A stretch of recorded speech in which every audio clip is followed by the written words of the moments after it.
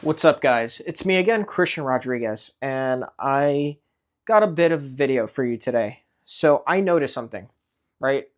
So on my YouTube algorithm, right, I train combat sports, so I get shared stuff on UFC, even boxing, but like mainly UFC, and it made me realize something because I do study. I've been studying marketing. I study sales. I study human nature. That's part of it too. Like understanding human nature, understanding human psychology.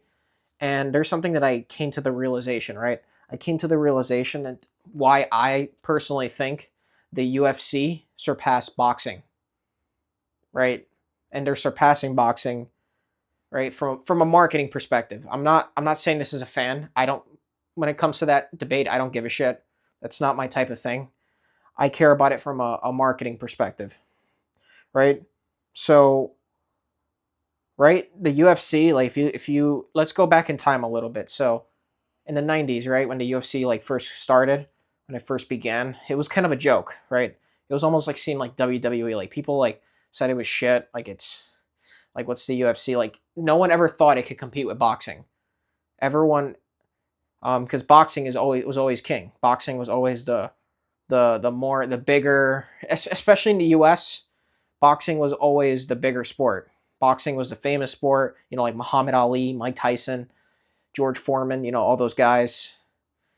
And UFC was always seen like a shit, like Lee, like what the hell is MMA? Like what's the point of cage fighting? Stuff like that, right? It was seen like barbaric, like what's the point of it, right? And UFC like almost failed a few times. And that's why I think Dana White is a marketing genius. Why? So Dana White did something a little different. He started the Ultimate Fighter. I think it was somewhere in the 2000s that he started the Ultimate Fighter. It's almost like this reality TV show for UFC. And I know I was recently just shitting on reality TV shows, which is ironic. But from a business perspective, I think this was genius because it got the fans, the audience, to see the UFC fighters and see them by their personalities, right? See how they are as people. And I'm going to get to you why I think that's very important, right? Like they're not just fighters, like they're people that that joke around that act like normal human beings. They're not just fighters that are trying to kill each other, right? And I think that worked to their favor, right? If you think about it, each fighter, right? Like John Jones, Daniel Cormier, I have it here, Alex Pereira, Khabib, McGregor, Kazmat Shemaev, right? And a whole lot of other fighters, right? They all have their own sort of personal brand, right? Like I noticed them on social media, right? I think Connor was like one of the first big ones, most famous one, but there's a bunch of other ones too, right? And the fans feel like they know them. The fans feel like the fans want to root for them just because they feel like they know them outside the ring, right? And I think social media amplified it, right? And so I've read this book, one of my favorite books, a number of times. It's called Influence by Dr. Robert Cialdini. And one of the principles in the book is the liking principle, right? And the principle is about people are more likely to do business with people that they like, right? And I think the UFC exploited this principle, right? Because people like a specific fighter or they like the fighters. So they're more likely to invest time and attention towards that brand, right? And even money, maybe even resources too, right? Pay-per-view. Tom Aspinall, for example, very humble guy, right? He's a champion, but he always comes off as like a very humble guy, and his father is a black belt in Brazilian Jiu-Jitsu. It's just it's hard not to root for him, right? I know he experienced the eye poke, but it's hard not to root for him for it. So boxing has tried getting this, like, kind of has this to an extent, of course. Like, some of the fighters, but it's not nearly the same as UFC. I think boxing was far behind in this. So I've read this book called The 22 Immutable Laws of Marketing, right? And in this book, I think boxing led, they were the first, right, in a category. They were first in fighting, right, in like martial arts, like in fighting, in combat sports, like in, they were the first in that category, right? And I think the UFC tried doing that, but they weren't first. So of course, boxing constantly overshadowed them. So I think UFC went second in another category, which was kind of like building some sort of personal brand for each fighter, right? And now the UFC is the first one to do it, right? And I think that's UFC became a leader by doing that, right? I highly recommend you read that book if you want to learn more about marketing. But the UFC, they used it as a weapon, and I think that's why they passed boxing, because the personal brand aspect of it.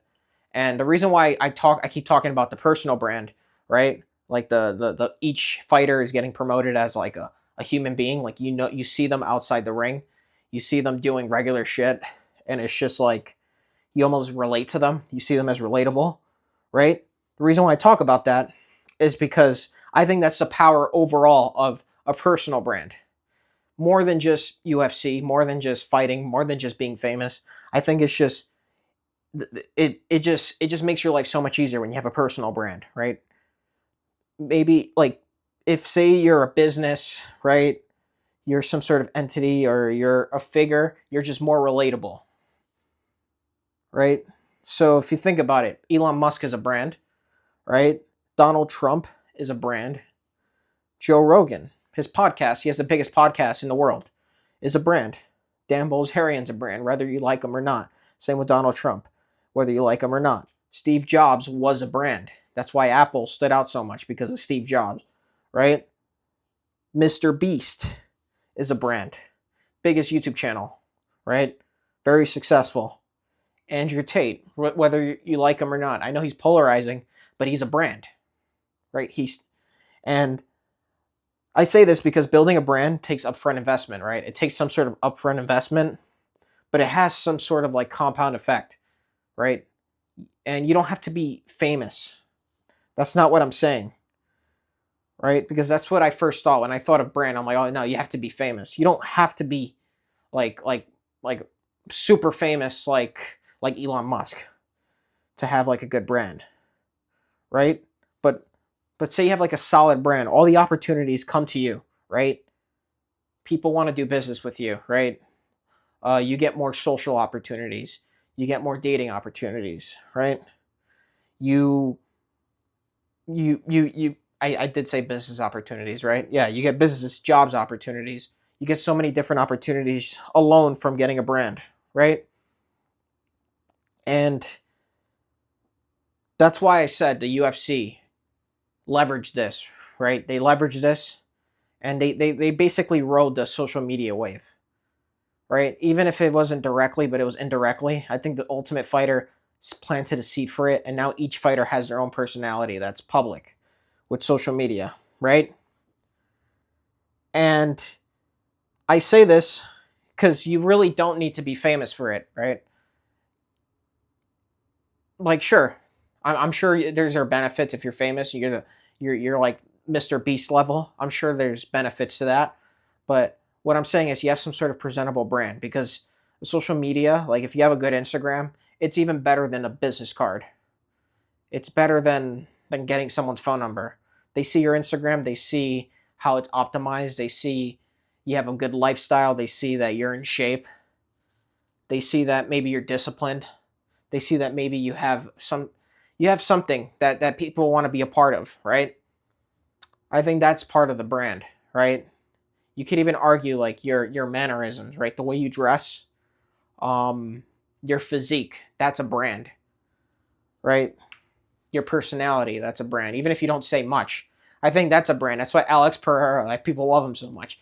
He doesn't even speak English. He speaks like broken English. He speaks like a little bit of Portuguese, and he's mostly quiet. But people love him for that, for some reason, right? And that's the thing. Social media is here to stay. So like the guys who say that social media is that there's no need for social media, or they don't need to have a social media is completely naive, right? And that's why you need to have. That's why there's an importance of having some sort of brand, right? If you just think about the UFC, look at, if you notice like the content on UFC, you notice that each fighter has their own personality. They have their own podcast. They have their own shit going on. Even their, like Alex Pereira is always doing something. He has like a team, and he's traveling around the world. He's sparring, but he's also like doing fun shit. Like he's in South Korea. There was one. I think he was in Milan. He was at a soccer match in AC Milan. That's I think that's by design too, because it adds to his brand, even though he doesn't speak English. I actually think that even adds more to his brand, right? And I say this because, yeah, there's just people want to be a part of something, right? People feel like they want to be a part of something. If you create some sort of brand, your life will change, right? And I think that's what Hormozy means by attention is currency, right? More, it's like the new oil. That's what Hormozy said. He said attention is the new oil. And plus, we all know who Hormozy is. Just about everyone knows who Hormozy is, right? So he's very right about that. And I'm gonna leave it at that. Thank you guys so much. I hope you guys enjoyed. I'm gonna keep creating more content like this. Subscribe and take care.